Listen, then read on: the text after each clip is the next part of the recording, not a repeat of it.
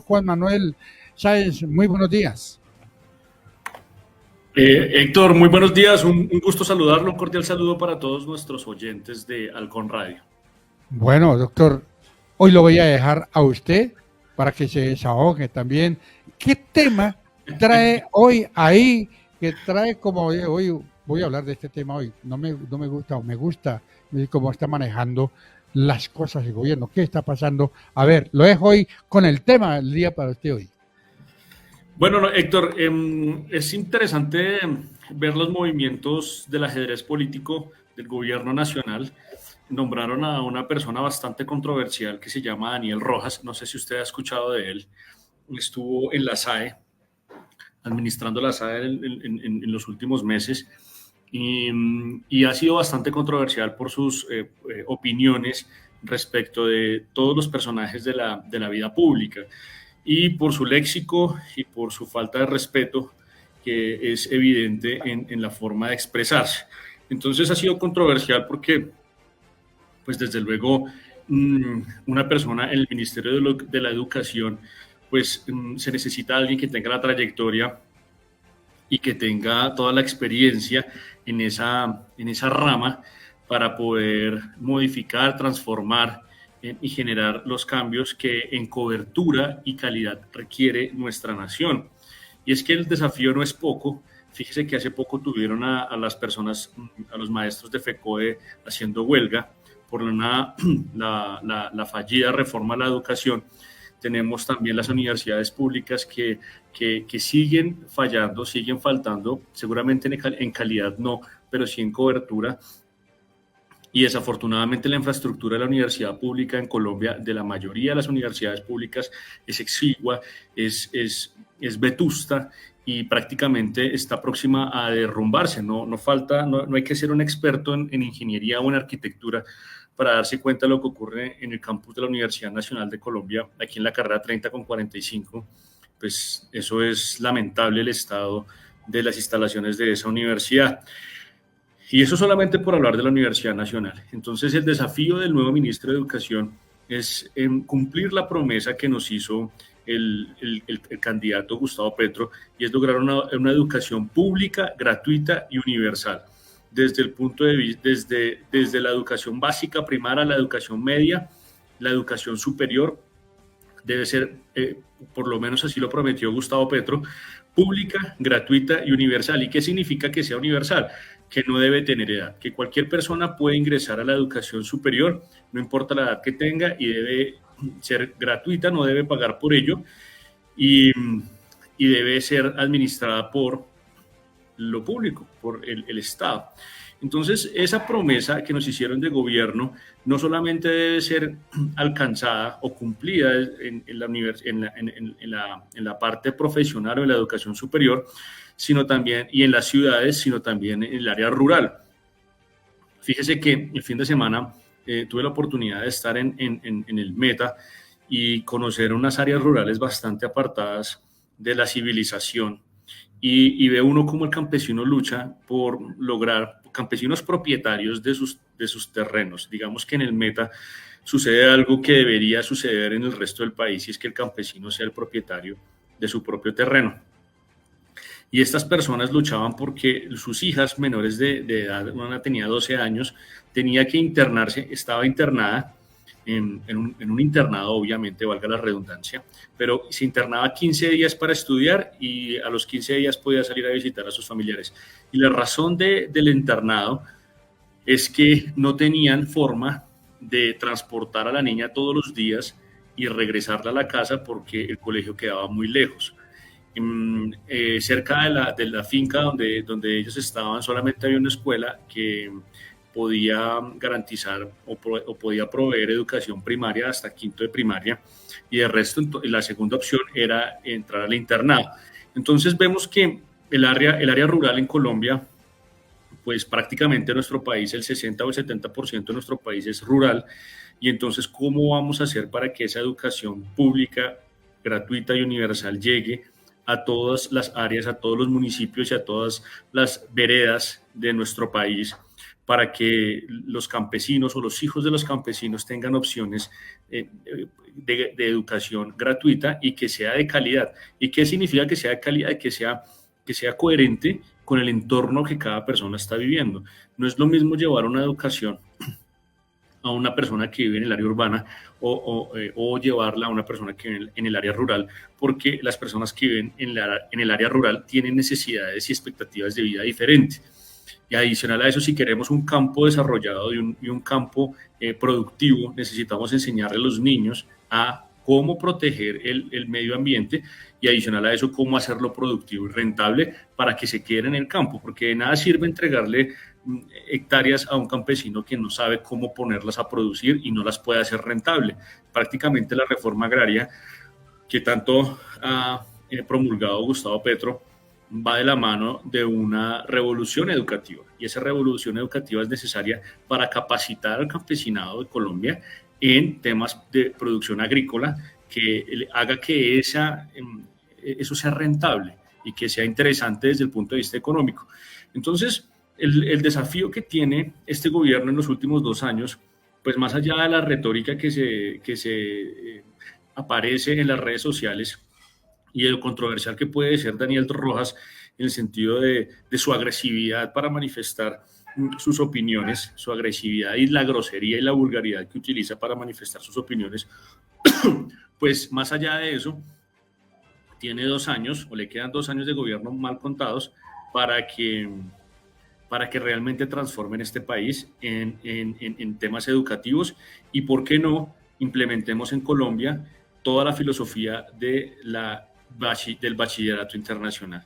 Fíjese que eso es una de las cosas más interesantes que ocurren en Estados Unidos y en Europa, y es la educación internacional, y es poder tener o seguir los principios de la educación internacional, del bachillerato internacional, para enseñarle a las personas a vivir, no llenarlas de conocimiento vacío, de conocimiento innecesario, de conocimiento que no sirve para la cotidianidad, sino de conocimiento que les sirva para su propia vida y para encontrar un propósito de vida.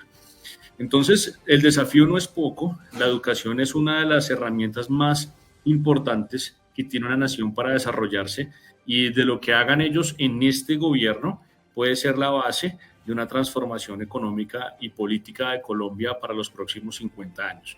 Entonces, ese es mi aporte del día de hoy, mi consideración, y deseándole el mejor de los éxitos al nuevo ministro de Educación y al nuevo gabinete del presidente de la República. Necesitamos personas serias, necesitamos que dejen de ser activistas y necesitamos que se conviertan en personas que realmente apliquen o utilicen el poder para transformar las vidas de los ciudadanos de forma positiva, no de forma negativa. Esa es mi consideración. ¿Usted qué opina, Héctor? ¿Cómo ha visto a los nuevos ministros? Sobre todo porque, de acuerdo con lo que usted ha manifestado, la educación está en manos de Daniel Rojas.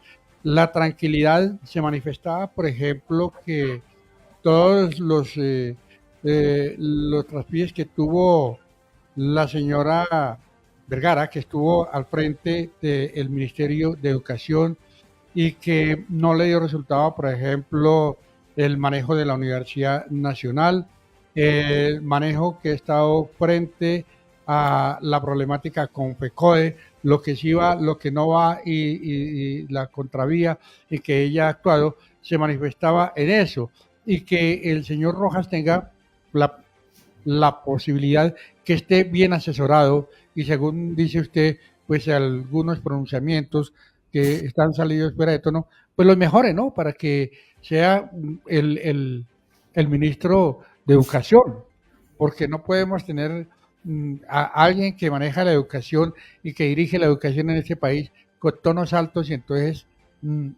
¿cuál es la educación en Colombia? Hay que dar ejemplo, el ejemplo va de casa, ¿no es cierto? Pero que y lo nombraron y pues, es capaz de desempeñarse, pues lo que usted ha manifestado, que le vaya muy bien, que tenga muchos éxitos y sobre todo pues que haya una universidad que en el caso de la Nacional, que siga su rumbo, que vayan a terminar el segundo semestre del presente año en buenas condiciones, que no se vaya a frenar la tarea académica allí en esta institución y en otras, y entonces para bien de los colombianos, porque de lo contrario estaría un nombramiento en contravía de lo que quieren los bogotanos y los colombianos, ¿no?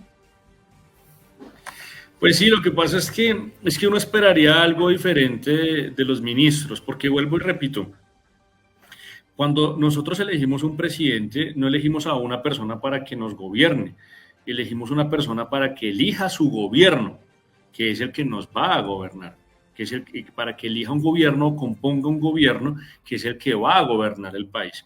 El presidente no es gobierno, el gobierno es el presidente y sus ministros. Entonces, eso es lo que nosotros deberíamos exigirle a un candidato, al próximo candidato a presidente, es quién van a ser sus ministros, con quién va a gobernar usted. Y si usted va a tener una estabilidad de gobierno, de permanencia de esas personas en esos cargos. No puede ser un ministro de 2 meses, porque en 2 meses apenas está como empalmando y entendiendo cómo funciona el empréstito o el mandato que le dieron, o está entendiendo el mandato que le dieron, y entonces es muy poco. Y lo que veo es una gran inestabilidad en esos ministerios, en ese gobierno, ¿no? El gobierno ha tenido inestabilidad, y entonces decide nombrar personas que sean aliadas a Gustavo Petro y no personas técnicas que proyecten un desarrollo para cada una de esas carteras. Entonces fíjese que el mensaje que está dando Gustavo es básicamente el de prefiero gente leal a mí que gente preparada para desempeñar el cargo. Entonces, que por ejemplo, el nombramiento del ministro de Educación es eso. Él fue contratista de Daniel Rojas en la alcaldía de Gustavo Petro y parece que le fue leal y así le ayudó para nombrarlo como director de la SAE. Entonces, Daniel Rojas es un economista que en el ramo de la educación no tiene experiencia o pareciera que no tiene experiencia y no le ayuda sus posiciones controversiales en cuanto a política se refiere. Entonces, pues, el mensaje que nos está dando el gobierno en este punto es: quiero gente que sea leal a mí, gente que haga caso y gente que realmente cumpla mis órdenes. Veíamos lo que pasaba o lo que ha pasado con el Ministerio de Hacienda. El ministro de Hacienda decía que pues hagamos lo que tengamos que hacer y después miramos cómo le cumplimos al presidente. Y eso pues es vergonzoso de escuchar. Entonces, pues mi intención aquí simplemente es como mostrar el panorama, que cada uno de los oyentes pueda sacar sus propias conclusiones. Entren a Twitter o busquen en internet quién es Daniel Rojas, busquen su hoja de vida y analicemos si esa persona realmente está capacitada. Ahora bien, si hace un buen papel y logra implementar las promesas de gobierno de Gustavo, pues fenomenal, hizo un excelente trabajo. Hay que darle el plazo y ojalá esta conversación la volvamos a tener, dejémosla en pausa acá, Héctor, y volvámosla a tener en 6 meses. Hablemos de este tema otra vez de Daniel Rojas en diciembre y miremos cuál ha sido su gestión en estos 6 meses, a ver qué ha hecho o qué va a hacer. Algo que no se ha escuchado frente a los nuevos nombramientos de los componentes del gabinete del presidente Gustavo Petro, es el ministro de Trabajo. Y el ejemplo que está dando el ministro de Trabajo. En el Ministerio del Trabajo están en huelga, están en paro. Los trabajadores están reclamando y no les arreglan. Es en el Ministerio de Trabajo. ¿Qué se puede esperar por fuera? ¿Qué pueden esperar los trabajadores colombianos del Ministerio de Trabajo si no le resuelven ni a sus mismos funcionarios? Es la situación. Y no se ha mencionado nada sobre la señora. Por eso veo que este gobierno hace agua. Se mojaron hace rato, se les metió el agua al barco hace rato y lo que vemos es un afán de tratar de corregir el camino con decisiones desacertadas, a mi manera de ver. A mi leal, buen entender, está tomando decisiones desacertadas. Desacertadas porque no sabe cómo hacer, qué ropa ponerse. O sea, ¿soy amigo de la clase política tradicional o realmente soy un revolucionario que me aparto de esas políticas tradicionales de este país que he atacado en mis discursos? Entonces se pone como las dos, es como como una persona que se disfraza la mitad de policía y la mitad de ladrón. ¿Sí? Entonces no sabe qué hacer, no sabe cómo presentarse. Entonces es amigo de Armando Benedetti, de Roy Barreras, de Juan Fernando Cristo, que es la clase política tradicional. No hay nada nuevo en ellos. No es que sean, no pensemos que sean malos, son tradicionales. Califiquémoslos de política tradicional para no utilizar ningún epíteto. Eso es clase política tradicional. Y después se pone la del activismo y entonces nombra a Susana Mohammad y nombra entonces a Irene Vélez y nombra entonces ahora a Daniel Rojas, que son full activistas. Entonces, listo, está bien, pero esa mezcla no le ha funcionado. Esa ambivalencia no le ha funcionado, no ha hecho que ese gobierno funcione. Entonces, tratando de integrar a todos y de generar un gran acuerdo nacional, porque desde que yo conozco la Constitución o que he estudiado esto, todos los políticos utilizan el discurso de hagamos un acuerdo nacional, una alianza nacional, una gran armonía nacional. Y en eso, pues entonces se ponen 1000 máscaras y se ponen 1000 vestidos para tratar de encajar en la fiesta, pero resulta que eso no le sale bien. Entonces, fíjese que ni siquiera el que fue director de la DIAN ahora está haciendo un buen papel como ministro de Comercio. No lo veo yo ajustado ni entendiendo, realmente lo pusieron ahí más como un comodín, porque Gustavo en este momento tiene miedo es que le quiten el poder de alguna u otra manera, entonces, o que haya fuego amigo dentro de sus propias filas y que lo haga quedar mal públicamente, entonces se está rodeando de amigos, independientemente o no, que esos amigos sean buenos para trabajar, ¿sí? Entonces es como ir a jugar micro con los amigos del barrio. Sí, pues eso uno juega micro bien y juega fútbol y se ríe y echa chistes, toma cerveza, pero de ahí de llevarlos a la oficina y ponerlos a trabajar, eso es otra cosa. Entonces, pues ahí quedará en la historia qué es lo que va a pasar Daniel Rojas y está para alquilar barco en estos próximos 6 meses.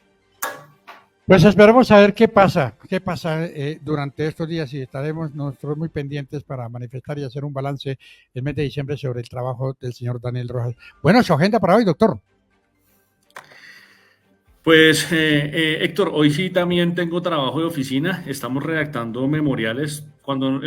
Es que una oficina de abogados, una firma de abogados funciona radicando memoriales para que en los juzgados o en las entidades públicas, para que esas entidades produzcan respuestas. Y resulta que en los últimos días hemos tenido respuestas de un gran número de juzgados y hay que responderles, porque uno se comunica con los juzgados a través de memoriales, o de acciones o de demandas, y estamos en ese proceso jurídico de oficina de redactar documentos. Entonces hoy tenemos que terminar unos recursos de reconsideración justamente contra la Secretaría Distrital de Hacienda por el cobro del impuesto predial unificado.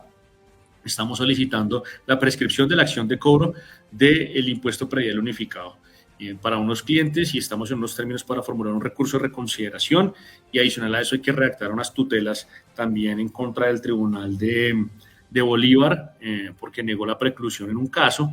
Y bueno, vamos en eso, estudiar, estamos en la firma hoy trabajando, estudiando, redactando documentos en beneficio de nuestros clientes.